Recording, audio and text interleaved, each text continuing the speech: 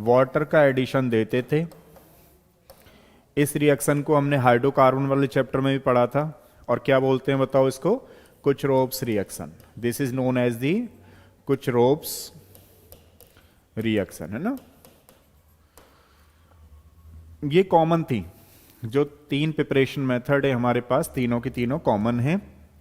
मतलब इससे एल्डिहाइड भी बन सकता है, इससे कीटोन भी बन सकता है। जैसे मान लीजिए अगर आप लोग प्राइमरी अल्कोहल का ऑक्सीडेशन करते हैं, उस कंडीशन में एल्डिहाइड बनता था।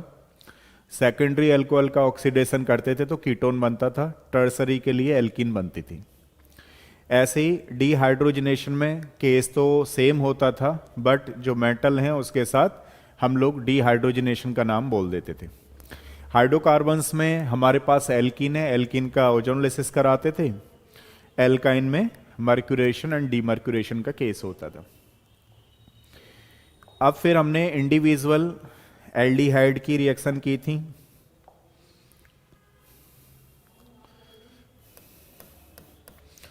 तो general preparation method of aldehyde,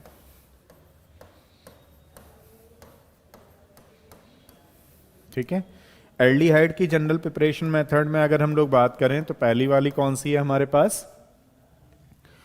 from acyl halide. ये हम लोग कल कर चुके थे, बस थोड़ा सा एक बार रिकैप कर लेते हैं ना। इसको हम लोग रोजनमुंड रिएक्शन बोल रहे थे। सेकंड वाली कौन सी थी हमारे पास एसाइल हैलाइड के बाद? फ्रॉम नाइट्राइल और ईस्टर। अगर नाइट्राइल जहां पर यूज होता था उसको कौन सी रिएक्शन का नाम देते थे हम लोग? बोलते थे स्टीफन रिएक्शन।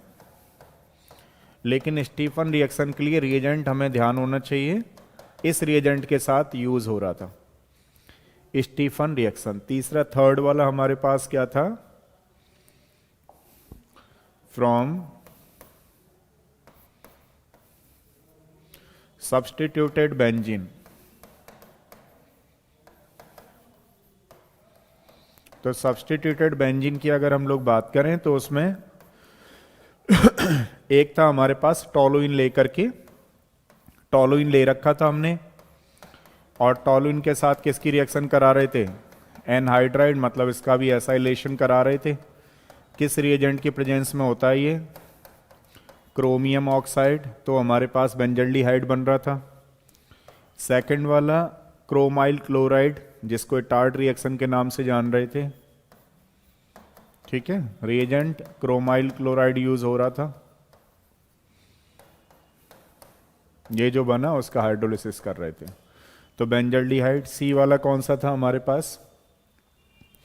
इसी टॉलुइन की जब हम लोग क्लोरीनेशन करा रहे थे तो यहां फिर हाइड्रोलिसिस करा रहे थे, तो बन रहा था हमारे पास बेंजल्डिहाइड, ठीक है। अब फोर्थ वाला हमारे पास कौन सा था? गटरमान कोच रिएक्शन। गटरमान कोच रिएक्शन में हम लोग क्या ले रहे थे? Basically benzene. अब यहां पर सब्स्टिट्यूटेड बेंजीन नहीं यूज हो रही है, ये 3 जगह यूज हुआ।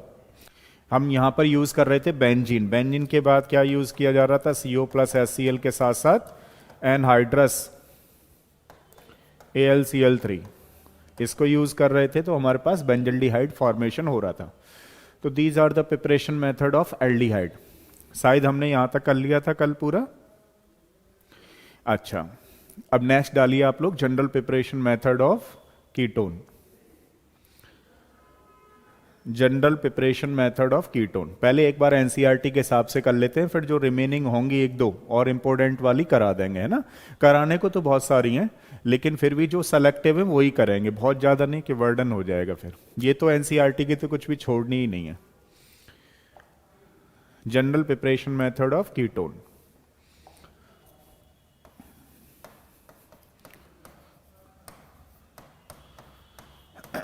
General preparation method of ketone. देखो, सबसे पहले अगर हम लोग बात करें तो इसमें number 1 from Grignard reagent Grignard reagent and dialkyl cadmium, dialkyl cadmium है ना। और इसको आप लोग एसाइलेशन भी बोल सकते हो, लेकिन इसको लिखना इसलिए जरूरी है क्योंकि थोड़ा सा इससे याद रहेगी ये रिएक्शन है ना। तो सबसे पहले हमने क्या किया कि ग्रिग्नार्ड रिएजेंट लेते हैं हम लोग RMgX। बुक में तो एसाइलेशन लिखा होगा, लेकिन फिलहाल के लिए इससे आपको याद रहेगी। तो पहले ग्रिग्नार्ड रिएजेंट लिया हमने, दूसरा कैडियम क्लोराइड लिया बेसिकली। जब कैडियम क्लोराइड लेंगे तो यहां पे क्या बनेगा, डाई एल्काइल कैडियम बना। ग्रिग्नार्ड रिएजेंट से पहले कैडियम क्लोराइड की रिएक्शन कराएंगे तो हमारे पास डाई एल्काइल कैडियम बना। साइड में क्या बनेगा बताओ, Mg है, ट्वाइस ऑफ MgXCl, ये निकल गया मान लीजिए। तो अब इसका एसाइलेशन करना है हमें।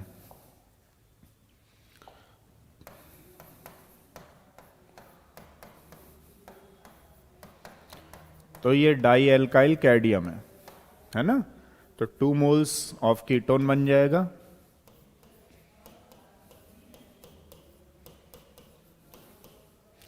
प्लस CdCl2 निकल जाएगा। ठीक है, फर्स्ट प्रिपरेशन मेथड कौन सी हो गई हमारे पास। इसलिए ये ध्यान रखने वाली बात की वजह से मैंने ग्रिग्नार्ड रिएजेंट लिख दिया है, बाकी का तो एसाइलेशन कर रहे हैं हम लोग। किसका एसाइलेशन कर रहे हैं, डाई एल्काइल कैडियम का। जो समझ में नहीं आए वो पूछ लेना आप लोग। फर्स्ट प्रिपरेशन मेथड हो गई हमारे पास एसाइलेशन ऑफ डाई एल्काइल कैडियम, या फिर हम बोल सकते हैं ग्रिग्नार्ड रिएजेंट एंड कैडियम क्लोराइड से। सेकंड वाली देखिएगा, नोट करो।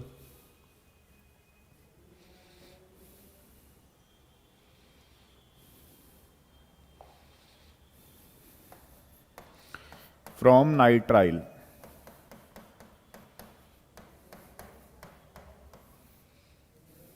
अब देखिए क्या करना है हमें। यहां पर जो नाइट्राइल लेना है, पहले तो नाइट्राइल की रिएक्शन ग्रिग्नार्ड रिएजेंट से कराइए, तो बताओ क्या बनेगा।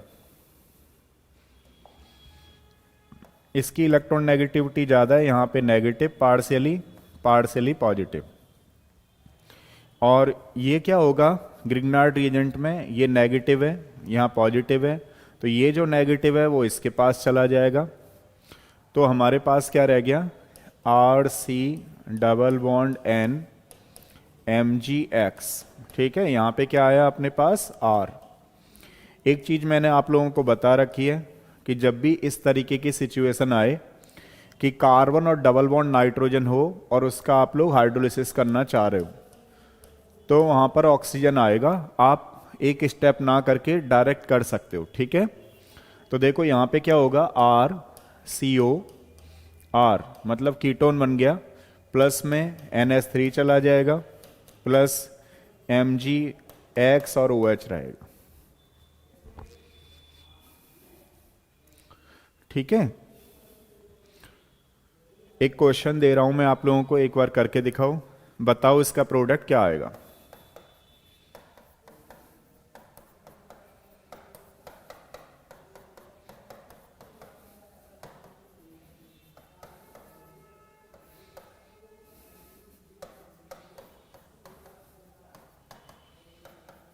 बोलो, इसका प्रोडक्ट क्या रहेगा।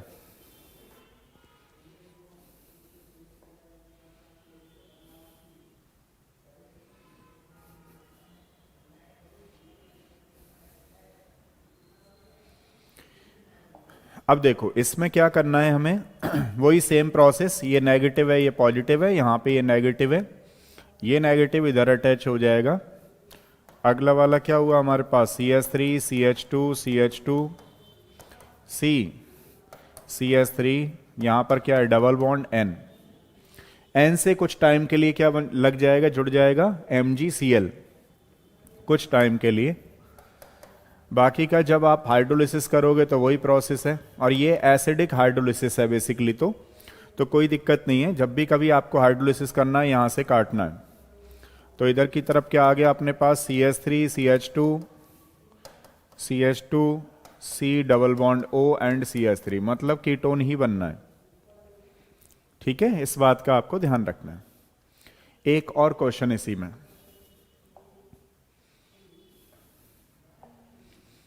ये करके दिखाओ।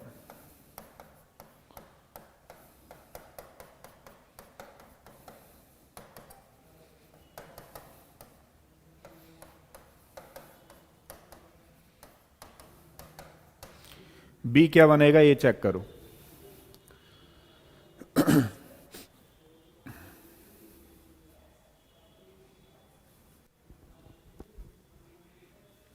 बी क्या बनेगा बताओ।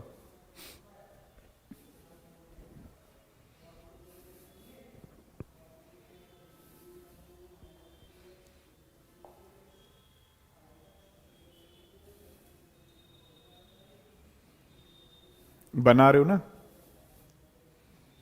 देखो सेम प्रोसेस है, C6H5 CH3 double bond N MgBr, acidic hydrolysis कर दो, यहां से चला जाएगा, एसिटोफिनॉन बन जाएगा। This is known as the acetophenone plus MgBr, और यहां OH रहेगा, साइड में अमोनिया गैस इवॉल्व होगी। समझ में आया? तो कितनी प्रिपरेशन मेथड हो गई हमारे पास, 2। फर्स्ट वाली कौन सी थी, Grignard reagent with dialkyl cadmium से। सेकेंड वाली प्रिपरेशन मेथड हमारे पास कौन सी है, नाइट्राइल का ग्रिग्नार्ड रिएजेंट हमें करना है। ठीक है, इस बात का आपको ध्यान रखना है। बनाया प्रोडक्ट एसिटोफिनॉन, बिल्कुल सही है। नेक्स्ट वाला देखिए, इसमें प्रिपरेशन मेथड, अच्छा थर्ड वाला है acylation of benzene.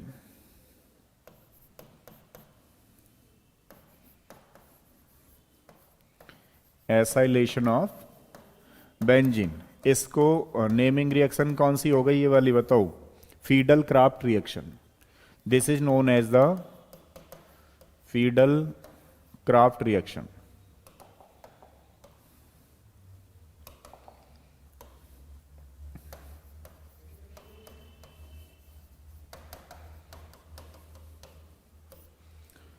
फीडल Crafts reaction में ही एसाइलेशन करते थे हम लोग बेंजीन का। लुईस एसिड डालना है इलेक्ट्रोफाइल जनरेट करने के लिए, AlCl3 क्या करेगा यहां पर, ये इलेक्ट्रोफाइल जनरेट कर देगा, मतलब क्लोरीन को अपनी तरफ खींच लेगा। तो यहां इलेक्ट्रोफाइल जनरेट हो गया, तो हमारे पास बन गया कीटोन।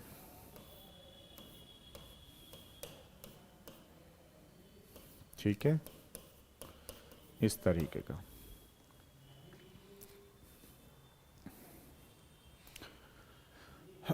देखो ये तो थी हमारे पास एनसीईआरटी के हिसाब से preparation method aldehyde and ketone की। एक दो हम लोग और कर लेते हैं एक्स्ट्रा में, जैसे फॉर एग्जांपल अगला वाला लिख लीजिएगा। अब ये कॉमन चल रही है, ध्यान रखिएगा, है ना, कोई इंडिविजुअल नहीं है कि एल्डिहाइड की है कीटोन की है। इसमें एल्डिहाइड भी बन सकता है, इसमें कीटोन भी बन सकता है। अब देखो, जैसे मान लीजिए एक होता है हमारे पास ऑपिनोर ऑक्सीडेशन। अब ये ऑपिनोर ऑक्सीडेशन क्या होता है, ऑपिनोर ऑक्सीडेशन में हम लोग सेकेंडरी अल्कोहल होता है, इसमें सेकेंडरी अल्कोहल की रिएक्शन, ये हमारे पास सेकेंडरी अल्कोहल है। सेकेंडरी अल्कोहल की रिएक्शन हम लोग एल्यूमिनियम आइसोप्रोपाइल से कराते हैं। ठीक है, तो हमारे पास क्या होता है, ऑक्सीडेशन का मतलब सारे बच्चे जानते हैं कि यहां से हाइड्रोजन का निकलना, जैसे ही ये हाइड्रोजन निकल जाएगा तो हमारे पास कीटोन बन गया। ठीक है, तो इस समय इसका ऑक्सीडेशन हुआ। दोबारा से सुनिएगा, ऑपिनॉर ऑक्सीडेशन क्या काम करने के काम में लाई जा रही है? देखो कीटोन बन रहा है, तो इसमें रिएक्टेंट कौन सा हो गया हमारे पास? Secondary alcohol. ठीक है, सेकेंडरी अल्कोहल का जब हम लोग एल्यूमिनियम आइसोप्रोपाइल इंटरमीडिएट रिएजेंट से ट्रीट करते हैं तो हमारे पास कीटोन बनता है। इसकी एक रिवर्स रिएक्शन भी होती है, यानी कि अगर हमारे पास कीटोन है और हमने सेम रिएजेंट डाल दिया तो हमारे पास क्या बन जाएगा? बेसिकली यही बन जाएगा, लेकिन रिएक्शन का नाम अलग हो जाता है। इसको MPV बोलते हैं। इसका मतलब हुआ मीर वॉन पॉन्ड्रफ बर्ली रिडक्शन। दोबारा से सुनिएगा, इसका नाम हुआ मीर वॉन पॉन्ड्रफ बर्ले रिडक्शन। तो ये भी कई बार एग्जाम में आता है और काफी इंपॉर्टेंट भी है। ठीक है ना, NCERT तो कर ही रहे हैं, थोड़ा सा इन पे भी आपको ध्यान देते रहो। मैकेनिज्म वगैरह अभी नहीं लिख रहे हैं इसी वजह से कि कोई बहुत ज़्यादा वो नहीं है कि इसको मैकेनिज्म के हिसाब से ही आप करो। दोबारा से सुनिएगा, इसका ऑक्सीडेशन किया कीटोन, उसका रिडक्शन कर दिया तो ये बन जाएगा हमारे पास सेकेंडरी अल्कोहल। ठीक है, ये ध्यान रखना। अगला देखिए क्या होता है इसमें। नेक्स्ट प्रिपरेशन मेथड ये है ये बेल्समेयर बेंजीन लिया हमने, इसको फॉस्फोराइल क्लोराइड के साथ हम लोग सेकेंडरी अमीन यूज करते हैं। सेकेंडरी अमीन यूज करेंगे इसमें। ठीक है, तो इधर ये बेंजल्डिहाइड बन जाता है, इधर ये बेंजल्डिहाइड बन जाता है। इस रिएक्शन का नाम होता है विल्स मेयर रिएक्शन। मैकेनिज्म पे ना जाकर के केवल आपको ये चीज ध्यान रखनी है, ये एक्स्ट्रा में आ रही है। ठीक है, this is known as the Vilsmeier reaction.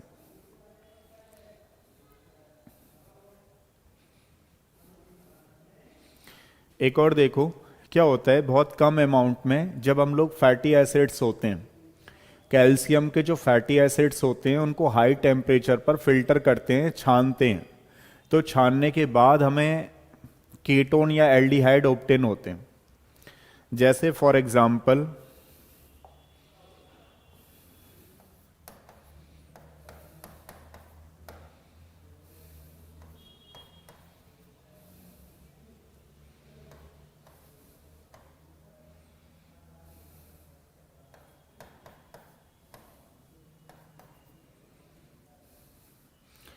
मान लीजिए हमने इसको ये किया,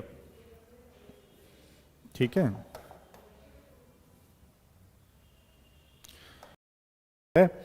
तो Ca ये आ गया, CO3 देखो कहां जा रहा है, ये जा रहा है।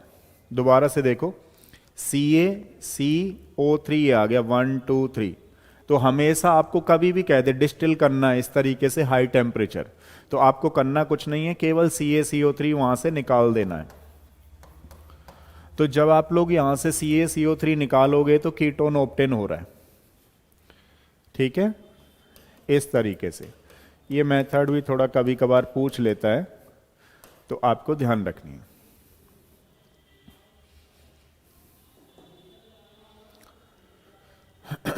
ठीक है,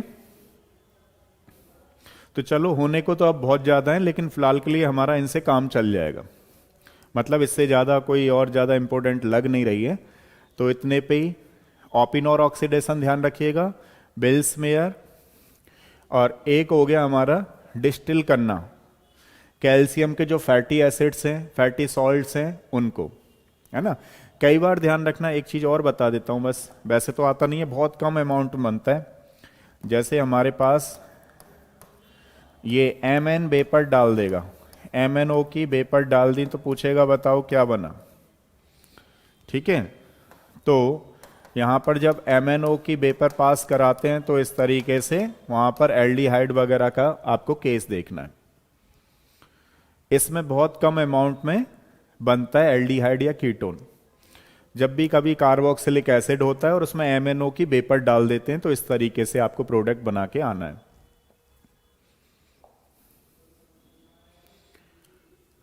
अच्छा, ये प्रिपरेशन मेथड हमारी फिनिश हो गई, ठीक है। अब नेक्स्ट लिखिएगा physical properties.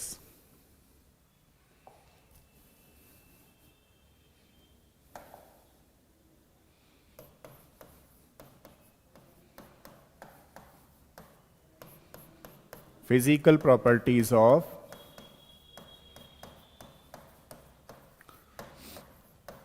Aldehyde and ketone. Physical properties of aldehyde and ketone.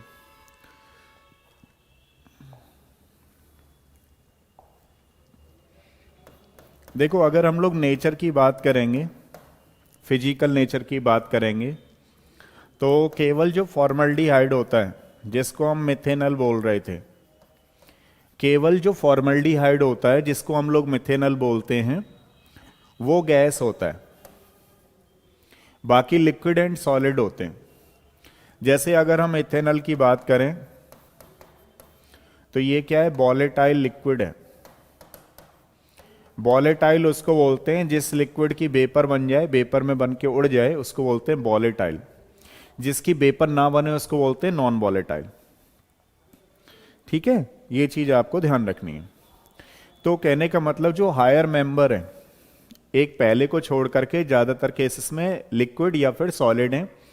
जैसे जैसे हायर मेंबर यानी कि एल्काइल ग्रुप बढ़ता रहेगा, उसका जो सॉलिड पार्ट है वो बढ़ता रहेगा, है ना। कैसा होता रहेगा नेचर में, ये एल्डिहाइड या कीटोन सॉलिड होता रहेगा। दे आर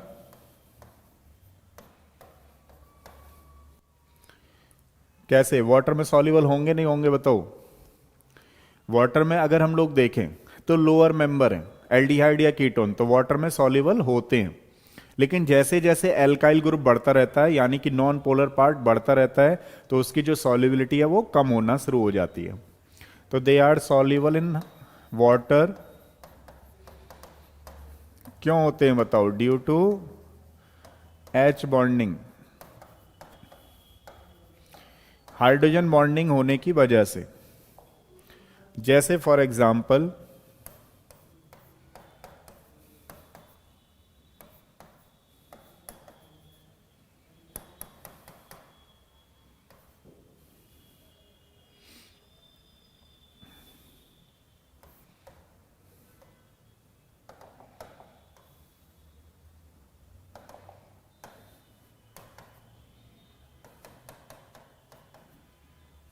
ठीक है, तो हाइड्रोजन बॉन्डिंग हो जाने की वजह से ये क्या हो जाते हैं, बेसिकली सॉल्युबल हो जाते हैं ड्यू टू हाइड्रोजन बॉन्डिंग। समझ पा रहे हो। लेकिन जैसे जैसे अगर मान लीजिए ये वाला पार्ट बढ़ता रहेगा, ये वाला पार्ट बढ़ रहा है, तो उसकी वजह से क्या होगा बेसिकली कि इसकी जो सॉल्युबिलिटी है वो डिक्रीज होना शुरू हो जाएगी। या हम इसको ऐसे भी लिख सकते हैं, जैसे थोड़ा मैंने अभी इसको पार्ट को ओपन नहीं किया है, आप लोग थोड़ा सा इसको ऐसे कर सकते हो, या नहीं तो ऐसे रहने दो।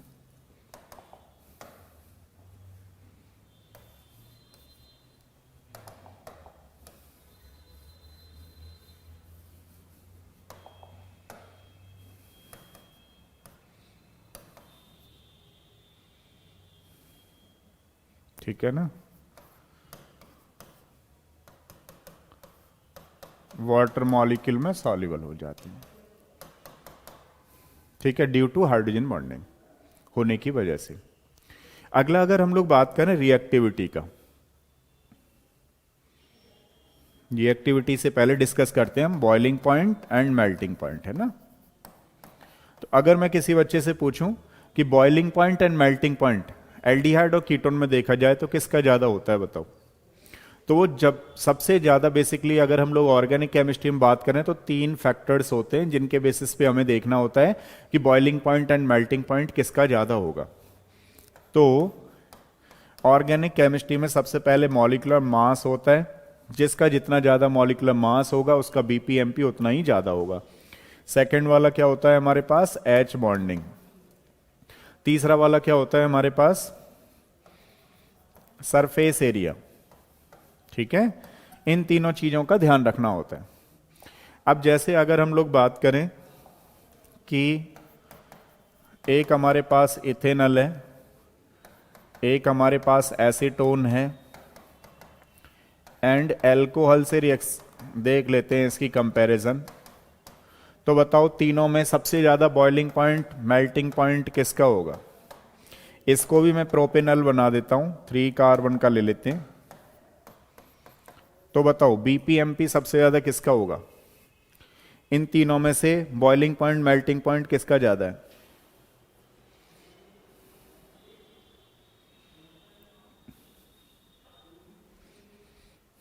बताओ। अच्छा एक बार बताओ, जो ये स्क्रीन आपको सीधी मतलब साफ दिखाई दे रही है, अभी नहीं दे रही है? इन तीनों में से बॉइलिंग पॉइंट, मेल्टिंग पॉइंट बताओ किसका होगा?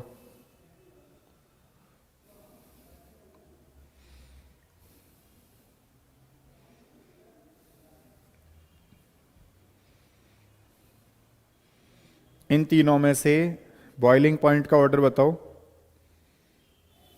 सबसे ज्यादा 3 का, बिल्कुल सही है। तीनों में से बॉइलिंग पॉइंट का ऑर्डर बताओ।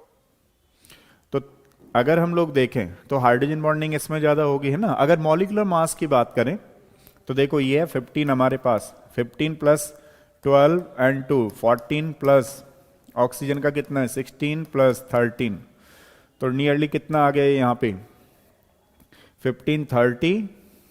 ठीक है 30, तो ये हो गया। तो लगभग कितना मास है इनका अगर टोटल ओवरऑल देखेंगे? देखो ये हमारे पास 15 कितना हो गया 30, और ये 12 एंड 16, 12 16 एंड 30, तो ये 58 आ गया। तो इसका मॉलिक्यूलर मास आ गया हमारे पास 58। अगर इसका चेक करें एक बार के लिए तो देखो यहां पे क्या है 15, यहां पर भी कितना होगा ये 14 प्लस 14 28,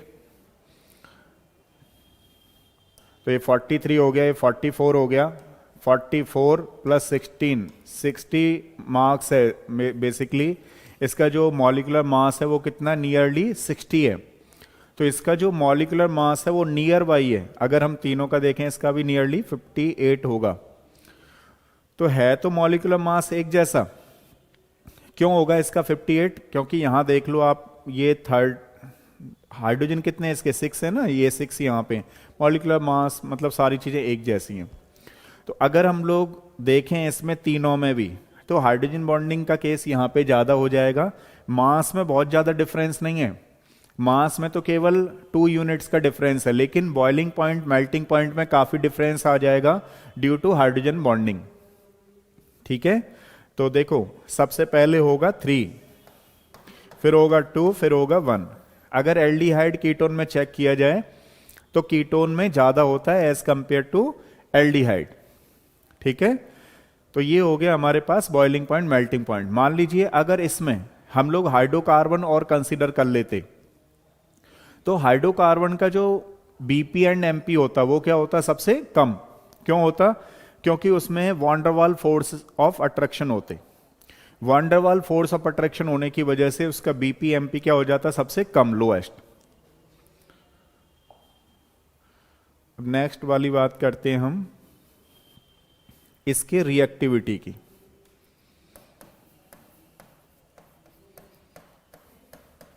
अभी फिजिकल प्रॉपर्टीज की बात कर रहे हैं। तो मान लीजिए हमारे पास एक एल्डिहाइड है, एक इस तरीके से, तो बताओ इनमें मोर रिएक्टिव कौन सा, मोस्ट रिएक्टिव कौन सा 1 2 3 में? 1 2 3 में मोस्ट रिएक्टिव कौन सा होगा बताओ? कौन बच्चा बता रहा है? Which one is the most reactive?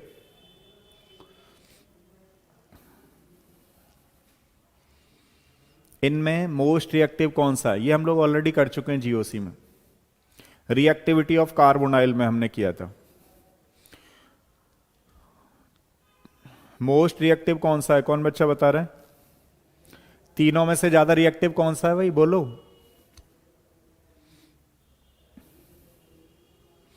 तो देखो यहां पे क्या है कि प्लस आई इफेक्ट कम लग रहा है, यहां पे एक प्लस आई इफेक्ट आया और यहां पे दो दो प्लस आई इफेक्ट आ रहे हैं। तो जितना ज्यादा प्लस आई इफेक्ट होगा, ठीक है, पार्शियली पॉजिटिव आ गया, जितना ज्यादा प्लस आई इफेक्ट होगा उसके जो पॉजिटिव चार्ज है कार्बन पर प्रेजेंट, उसके पॉजिटिव चार्ज को, यानी कि जो इलेक्ट्रॉन की डेफिशिएंसी आ रही है उसको कंपनसेट करेगा, उसको कम करने की कोशिश करेगा। तो ये सबसे ज्यादा स्टेबल हो गया। और ये रिएक्शन विदाउट रिएक्शन की बात चल रही है, तो इस केस में कौन सा वाला हाईली रिएक्टिव हो गया हमारे पास, 1 2 3। तो अगर हम लोग रिएक्टिविटी वाली बात करेंगे तो हमारे पास आंसर क्या होगा, 1 2 3, क्योंकि यहां पर जो पार्शियली पॉजिटिव चार्ज आ रहा है उसको कोई भी कंपनसेट करने के लिए है नहीं, यहां पे कोई प्लस आई इफेक्ट नहीं लग रहा है, जबकि यहां पे कितना लग रहा है, प्लस आई इफेक्ट 1 लग रहा है। समझ रहे हो ना मेरी बात, जबकि यहां तो दो दो लग रहे हैं। तो रिएक्टिविटी का ऑर्डर क्या हो जाएगा हमारे पास, 1 2 3। ये जो रिएक्टिविटी का ऑर्डर है ये हमने देखा है अभी एलिफैटिक में, ये हमने देख रखा है एलिफैटिक में। अभी हम बात करते हैं एरोमेटिक में। तो देखो एरोमेटिक में पहले एक बार आरएस बना लेते हैं, जिससे आपको आइडिया लग जाएगा कि कैसे चेक करेंगे इसको।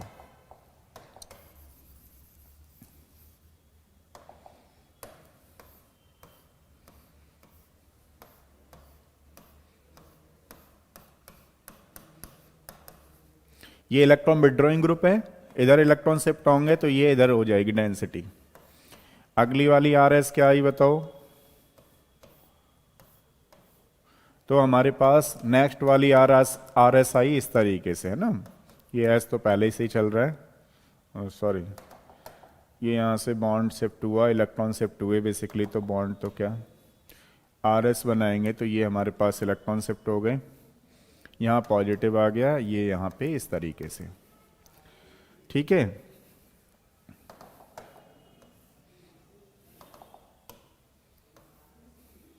ये इस तरीके से हुआ।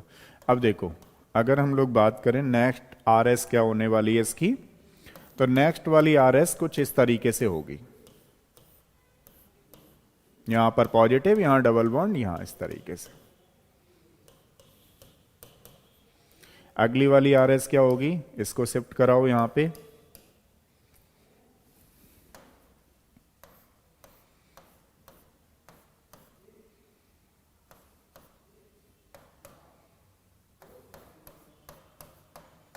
ये होगा, ठीक है। नेक्स्ट वाली आरएस में क्या होगा, इसको भी यहां शिफ्ट करा दो आप लोग। अगली आरएस हमारे पास हो गई इस तरीके से। अगर मैं किसी बच्चे से पूछूं कि जो न्यूक्लियोफाइल है वो कहां पे अटैक कर सकता है एल्डिहाइड के केस में, तो जो न्यूक्लियोफाइल है वो कहां अटैक करेगा बेसिकली, बताओ।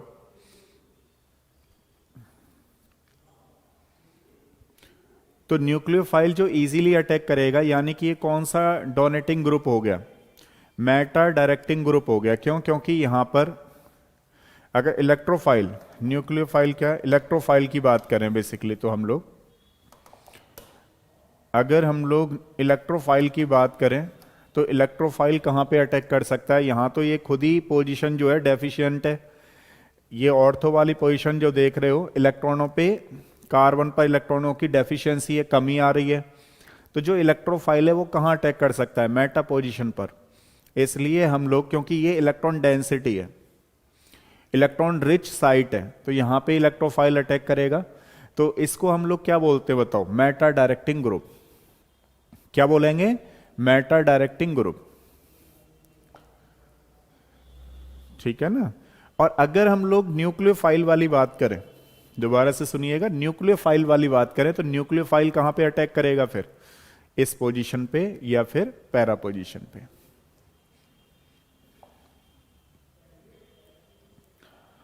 तो जैसे मान लो मैं किसी बच्चे से पूछूं कि इसमें रिएक्टिविटी का ऑर्डर क्या होगा,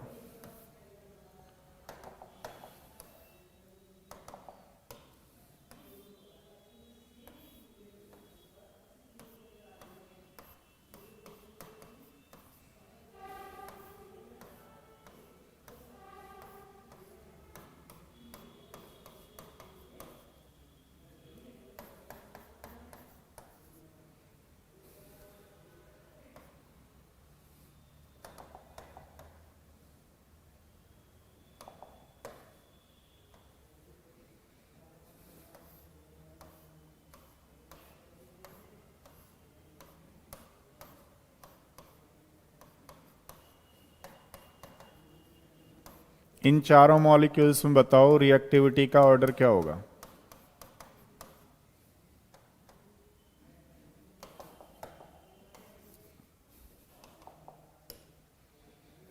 बताओ कौन बच्चा बता रहा है।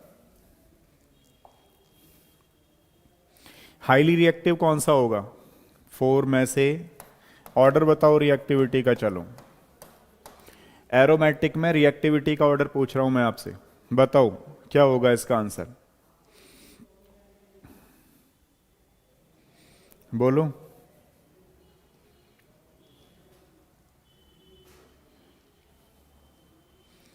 हाईली रिएक्टिव कौन सा है इसमें से, ऑर्डर क्या होगा, रिएक्टिविटी का ऑर्डर बताओ। अब ये पता नहीं है शिवानी ने इसके लिए बोला है या पहले वाले के लिए बोला है। यहां तो रिएक्टिविटी 4 में पूछ रहा हूं मैं, ऑर्डर बताओ क्या होगा।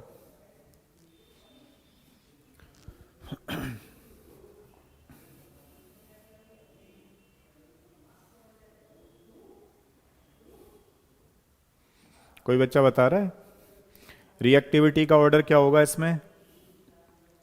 1 2 3 4 में रिएक्टिविटी का ऑर्डर बताइए। इसको ही रेफरेंस मान लो, ये वाला क्वेश्चन तो है, इसको रेफरेंस मान लो। जितना ज्यादा प्लस आई आ रहा है वहां पे वो कम रिएक्टिव हो रहा है, हो रहा है नहीं हो रहा है, ज्यादा रिएक्टिव कहां पे हो रहा है, जहां पे प्लस आई इफेक्ट नहीं आ रहा है। तो इसको रेफरेंस मान के करो, क्योंकि हमने ये तो पहले कर रखा था बट ये नहीं कर रखा था। तो इसको तो आप बता सकते हो, बोलो जल्दी। ऑर्डर क्या होगा 1 4 2 3। हाँ जी, साक्षी गोयल का 1 2 3 4। और कोई बच्चा बता रहा है। हाँ भाई बताओ रिएक्टिविटी का ऑर्डर, बोलो बोलो। अभी तो 2 बच्चों ने डाला है, बताओ बताओ रिएक्टिविटी का ऑर्डर क्या होगा 1 2 3 4 में।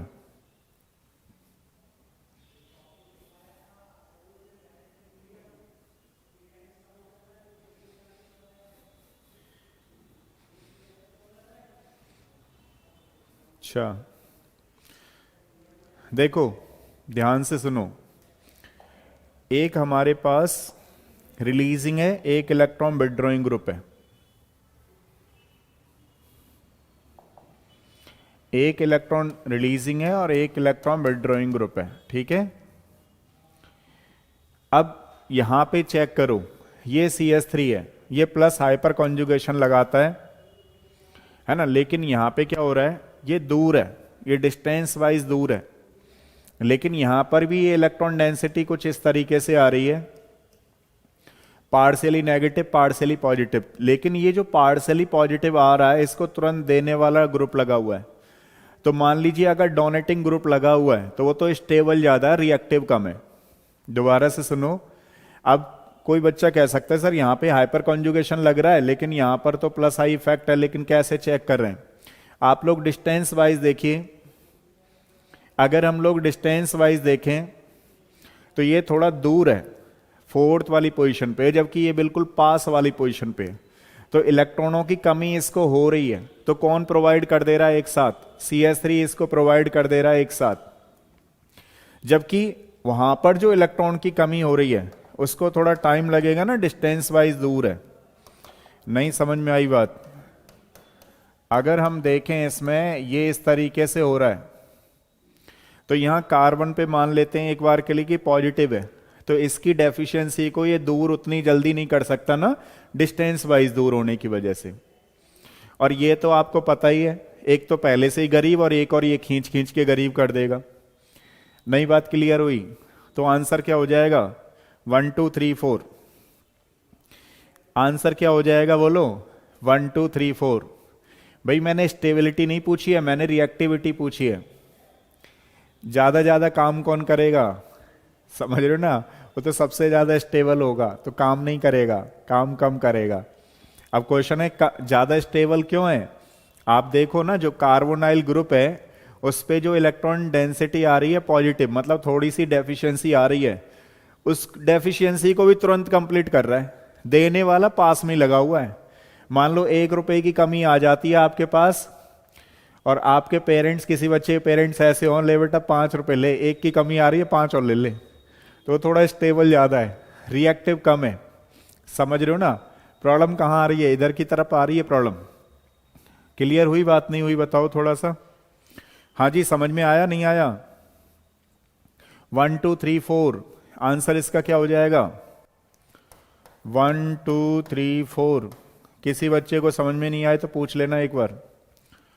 4 सबसे कम रिएक्टिव होगा, मींस स्टेबल ज्यादा है।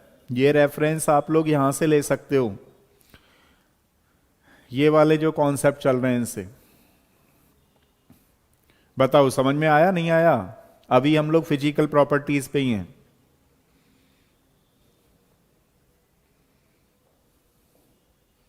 हाँ जी, दोबारा तो नहीं बताना? यस या नो? क्या कह रहे हो? दोबारा बताना है? चलो मैं ऐसे मान लूं समझ में आ गया।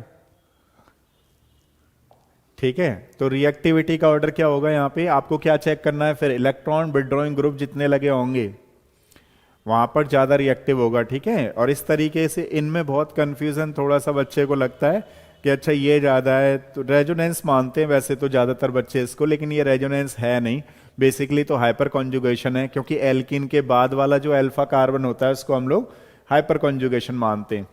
लेकिन हाइपर कॉन्जुगेशन के साथ साथ यहाँ पे प्लस आई इफेक्ट भी लग रहा है।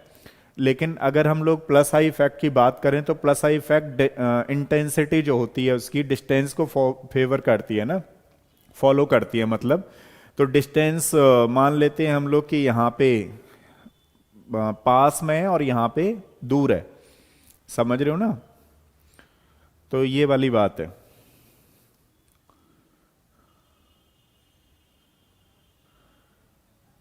अच्छा, क्या समझ में नहीं आया बताओ? देखो 2 चीजें हैं इसमें, समझिएगा जरा ध्यान से।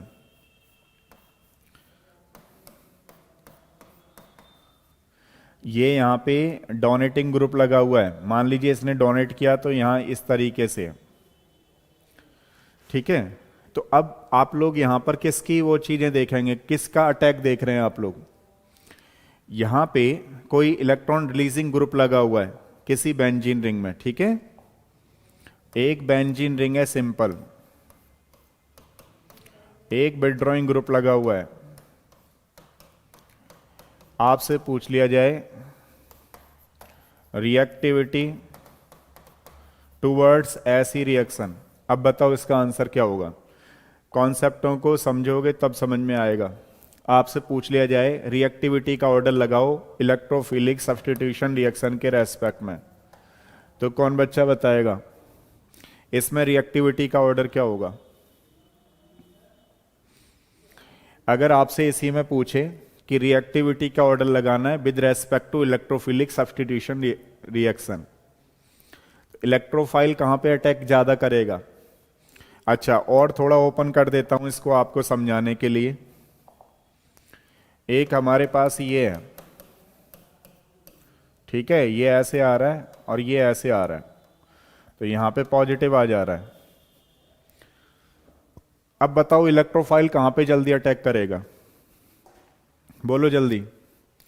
तो इलेक्ट्रोफाइल का जो आंसर होगा होगा 1 2 3, क्योंकि इलेक्ट्रोफाइल को कहां पे अच्छी साइट मिल रही है, जहां पे नेगेटिव चार्ज मिल रहा है वहीं तो इलेक्ट्रोफाइल अटैक करेगा। तो इसका आंसर हो जाएगा 1 2 3। 3 तो करेगा नहीं, क्योंकि इलेक्ट्रोफाइल पे खुद ही समझ पा रहे हो आप लोग मैं क्या कहना चाह रहा हूं। तो इसका आंसर हुआ 1 2 3। तो अगर इसी क्वेश्चन को आपसे पूछ ले reactivity towards SN reaction, nucleophilic substitution reaction की रिएक्टिविटी बताओ, तो आप किसको दोगे पैरामीटर, किसको लोगे? तो जहां पे इलेक्ट्रॉन रिलीजिंग ग्रुप होते हैं वहां पर आप देखते हो उसकी reactivity towards the electrophilic substitution reaction. लेकिन अगर न्यूक्लियोफिलिक सब्स्टिट्यूशन आ जाए, मान लीजिए न्यूक्लियोफाइल कहां पे अटैक करेगा। अब अगर मैं किसी बच्चे से पूछूं कि न्यूक्लियोफाइल कहां अटैक करेगा, तो न्यूक्लियोफाइल वहां पर इजीली अटैक करेगा। ठीक है, तो ये आंसर हो जाएगा 3 2 1। अब यहां बात चल रही है स्पेशली इलेक्ट्रोफाइल यानी कि अटैक कहां करेगा और न्यूक्लियोफाइल अटैक कहां करेगा। तो अब ये जो एल्डिहाइड है ये इलेक्ट्रॉन विथड्रॉइंग ग्रुप है। ठीक है, तो अगर हम लोग मान लो इस तरीके से इसकी रिएक्टिविटी देख रहे हैं, तो कार्बन पे पॉजिटिव चार्ज आ रहा है, वो केस अलग है, वो जो नीचे वाले केस हैं वो अलग हैं। थोड़ा सा यहां पे देखिएगा। अब मान लो ये कार्बन पर यहां पे क्या चीज आ रही है, पॉजिटिव चार्ज, इस तरीके से, है ना। अब इस पॉजिटिव चार्ज को कौन कंपनसेट कर सकता है? तो जो कंपनसेट कर सकता है वो स्टेबल ज्यादा है, और जो कंपनसेट नहीं कर सकता है वो रिएक्टिव ज्यादा है। तो आप बताओ, ये पॉजिटिव चार्ज तो खुद से ही है और ये और इलेक्ट्रॉन विथड्रॉइंग ग्रुप लगा दिया, तो हाईली रिएक्टिव हुआ नहीं हुआ? अब इन सब पे क्या है, पॉजिटिव चार्ज है। अब आपसे क्वेश्चन ये पूछा है कि सब पे अगर एल्डिहाइड पे पॉजिटिव चार्ज है तो रिएक्टिव कौन सा होगा, हाईली। तो फोर्थ वाले में क्या हो रहा है कि जो पॉजिटिव चार्ज है उसको ये कंपनसेट कर रहा है, मतलब तुरंत इलेक्ट्रॉन डेंसिटी उसको प्रोवाइड कर रहा है। इलेक्ट्रॉन रिलीजिंग ग्रुप लगा हुआ है, प्लस आई इफेक्ट लगा हुआ है। तो जब प्लस आई इफेक्ट लग गया तो उसका चार्ज जो है डेफिशिएंसी कम हुई, तो रिएक्टिव नहीं होगा, तो स्टेबल ज्यादा होगा, है ना। तो कौन सा वाला आंसर था, 1 2 3 4। इस बात का ध्यान रखना है। थोड़ा सा डिस्कशन करते हैं इसमें डाइपोल मोमेंट को लेकर के। एक है हमारे पास डाइपोल मोमेंट।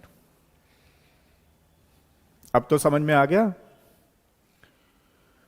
देखो डाइपोल मोमेंट क्या है, एक हमारे पास मान लो एसिटाल्डिहाइड है, एक हमारे पास कीटोन है।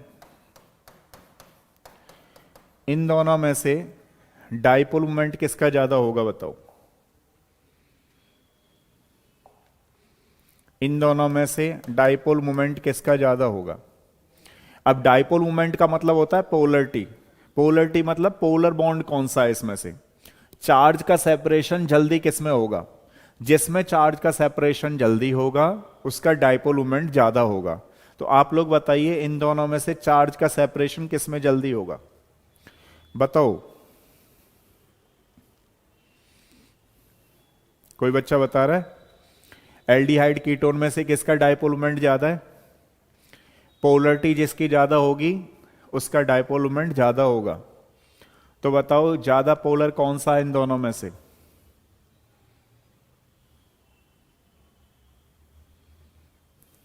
बता रहे हो? देखो अगर हम लोग यहां पे ध्यान दें, एक आपके पास ये एल्डिहाइड ग्रुप है और ये कीटोन है, तो इसमें प्लस आई इफेक्ट कौन सा ज्यादा लग रहा है, किस में ज्यादा लग रहा है? इसमें लग रहा है ना। अरे भाई ये दोनों प्लस आई इफेक्ट हैं, तो ये पॉजिटिव चार्ज ज्यादा देर तक रह सकता है, नहीं रह सकता है?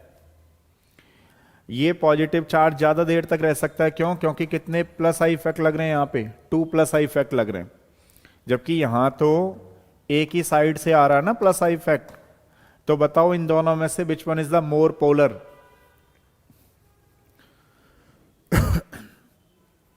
तो पोलरिटी किसकी ज्यादा होगी? कीटोन की। तो जिसकी पोलरिटी ज्यादा होगी उसका चार्ज का सेपरेशन ज्यादा होगा।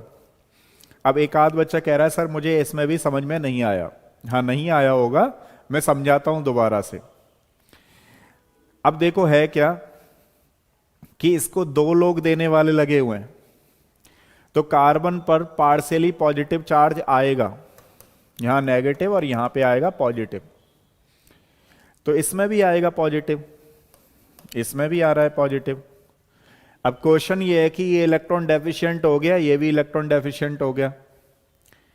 अब डेफिशिएंट तो दोनों हो गए, लेकिन कम कौन सा हो गया, कम कौन सा हुआ? तो इसमें तो एक ही देने वाला लगा हुआ है, इसमें दो दो देने वाले लगे हुए हैं, ग्रुप प्लस आई इफेक्ट। तो जब कम हुआ ना, इस पे डेफिशिएंसी ज्यादा आ रही है, एल्डिहाइड वाले पे इस पे कम आ रही है। तो जब कम हुआ तो ये आराम से ऑक्सीजन से कहता है रेस्ट लेकर के भाई कोई बात नहीं, तुम अपने ऊपर नेगेटिव रखो, मुझे कोई दिक्कत नहीं है, मैं इधर प्लस रखता हूं अपने ऊपर। सही है ना? तो चार्ज का सेपरेशन किस में ज्यादा होता है बताओ? कीटोन में। तो ketone having more dipole moment as compared to aldehyde. लेकिन मान लो यहां पर कंपैरिजन और ईथर की भी करा दी जाए, तो सारे बच्चे जानते हैं कि ईथर तो इनसे भी कम होता है। तो ऑर्डर क्या आ गया अपने पास? Ketone, aldehyde and then ether. हाँ जी, समझ में आया नहीं आया? तो इन दोनों में से डाइपोल मोमेंट किसका ज्यादा होगा? कीटोन का। ठीक है? क्यों? क्योंकि इसमें चार्ज का सेपरेशन कीटोन में ज्यादा होता है। होने को तो दोनों कार्बोनाइल ग्रुप हैं, लेकिन आप लोग ये देखा करो दोनों तरफ से प्लस आई इफेक्ट कौन दे रहा है?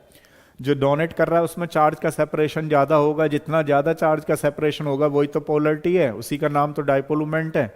इस तरीके से तो ये हमारे पास थे फिजिकल प्रॉपर्टीज। एक और चीज, जैसे मान लो मैंने इसमें एक चीज आपको नहीं बताई। कौन सी चीज नहीं बताई? ये जो कार्बोनाइल ग्रुप है, कार्बोनाइल ग्रुप का हाइब्रिडाइजेशन क्या होगा? ये तो कार्बोनाइल ही है। अब जैसे फॉर एग्जांपल अगर हम बात करें कि यहां आपने H लगा दिया और यहां CH3 लगा दिया,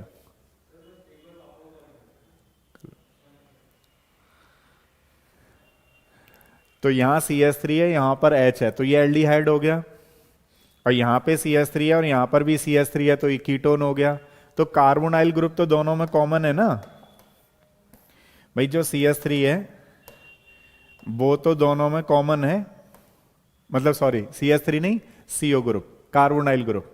कार्बोनाइल ग्रुप तो दोनों में कॉमन है। अब जिसमें कॉमन होगा तो उसमें मेरा क्वेश्चन था कि हाइब्रिडाइजेशन किसका पूछ रहे थे? कार्बोनाइल ग्रुप का। तो कौन सा होने वाला है इधर? sp2। ठीक है ना? ये तो जानते ही हो ना। पता लगा कि मैंने ये नहीं कराया और क्वेश्चन आ गया कि कार्बोनाइल ग्रुप का CO ग्रुप का एल्डिहाइड कीटोन में हाइब्रिडाइजेशन कौन सा होता है। अब बच्चा सोचे अच्छा ये तो कराया नहीं सर ने। ट्राइगोनल प्लेनर शेप होती है, 120 का एंगल होता है। ठीक है? किसकी बात कर रहे हैं हम लोग? एल्डिहाइड एंड कीटोन, कार्बोनाइल का। अच्छा बताओ, एक दो क्वेश्चन पूछ लेता हूं इसी कार्बोनाइल ग्रुप को लेकर के। क्या ये जो कार्बोनाइल ग्रुप है वो GI शो करेगा नहीं करेगा? बताओ, ज्योमेट्रिकल आइसोमेरिज्म शो करेगा या नहीं करेगा? कौन बच्चा बताएगा? कार्बोनाइल ग्रुप GI शो करेगा नहीं करेगा? ज्योमेट्रिकल आइसोमेरिज्म शो करेगा या नहीं करेगा? बताओ।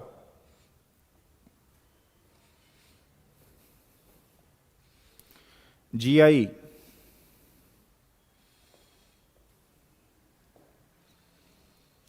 ज्योमेट्रिकल आइसोमेरिज्म कौन सा शो करेगा? ये करेगा या नहीं करेगा? कार्बोनाइल की बात चल रही है यहां पे। तो ये GI शो नहीं करेगा। क्यों नहीं करेगा बताओ? क्योंकि यहां पर रेस्ट्रिक्टेड रोटेशन नहीं होता है। GI के लिए कई कंडीशन मैंने आप लोगों को बताई थी, उनमें से 3 तो मेन थी। पहला था रेस्ट्रिक्टेड रोटेशन, मतलब डबल बॉन्ड का होना, सिंगल बॉन्ड नहीं पाया जाता GI में। दूसरा, सिस्टम को प्लेनर होना चाहिए। ये प्लेनर तो है, sp2 हाइब्रिडाइजेशन तो है, और स्टीरियो सेंटर भी होना चाहिए। ये 3 कंडीशन हम लोगों ने कर रखी थी जीआई में। तो देखो क्या है कि ये sp2 हाइब्रिडाइजेशन है बट प्लेनर भी है, लेकिन इसमें रेस्ट्रिक्टेड रोटेशन नहीं है। क्यों? क्योंकि ये बॉन्ड पोलर है, ये बॉन्ड टूट जाएगा, ये स्लाइटली पॉजिटिव और ये स्लाइटली नेगेटिव। तो जब डबल बॉन्ड ही नहीं रहेगा तो किस बात की जीआई? समझ पा रहे हो ना? इस तरीके से अगर मान लीजिए आपको एल्कीन से कंपैरिजन करा दे कि एक एल्कीन है और एक ही है, तो एक दो बताओ इसमें क्या है।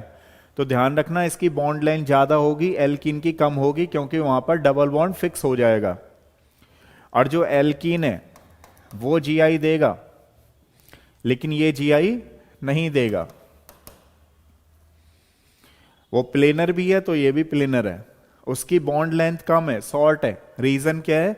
क्योंकि कार्बन कार्बन की इलेक्ट्रॉन नेगेटिविटी सेम है, तो डबल बॉन्ड ज्यादा बना ही रहेगा, मतलब ज्यादा देर तक क्या वो बना ही रहेगा परमानेंटली। लेकिन ये जो डबल बॉन्ड है ये टूट जाता है। ठीक है, तो इस बात का ध्यान रखिएगा आप लोग। अब देखो आगे बात करें इसकी। ये हमारे पास फिजिकल प्रॉपर्टीज खत्म हो गई। पूरा एक बार रिवाइज करा देता हूं आपको यहां तक, उसके बाद केमिकल प्रॉपर्टीज कराऊंगा।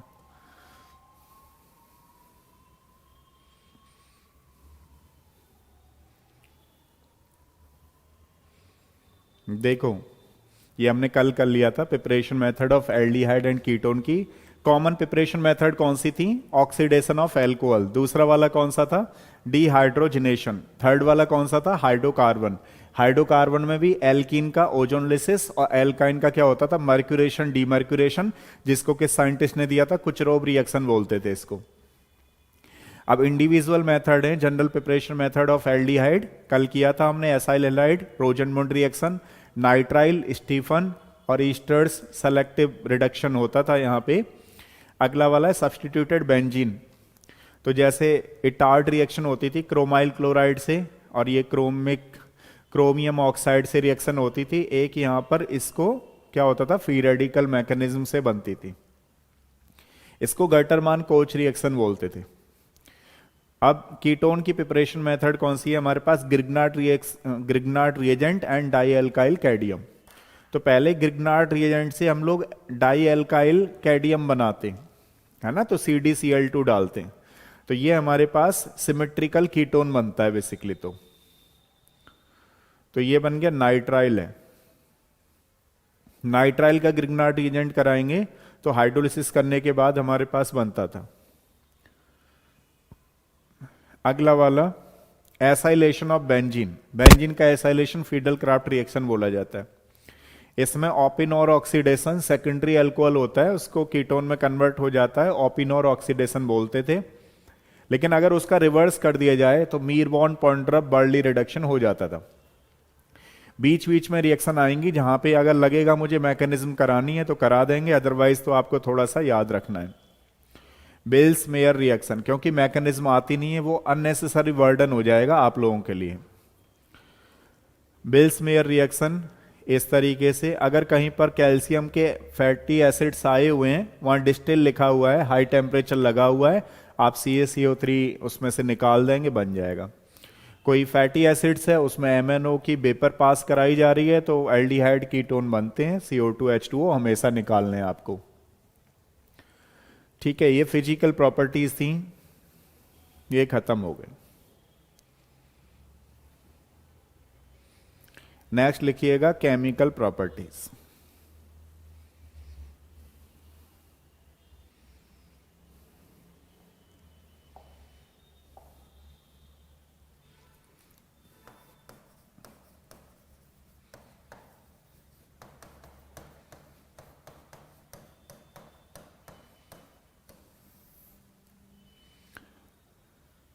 Chemical properties of aldehyde and ketone.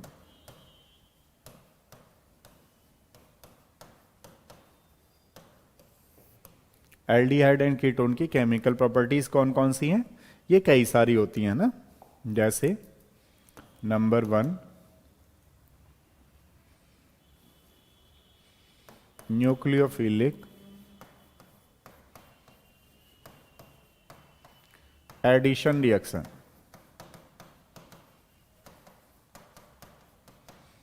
Nucleophilic addition reaction. दूसरा वाला क्या है हमारे पास?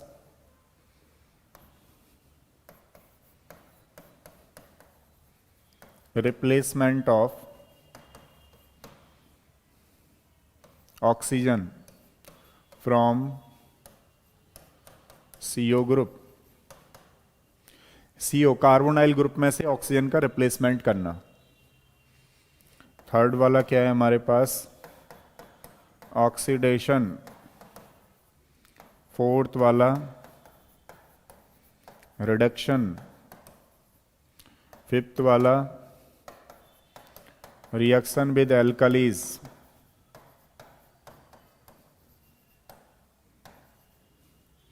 सिक्स वाला मिसलेनियस रिएक्शन।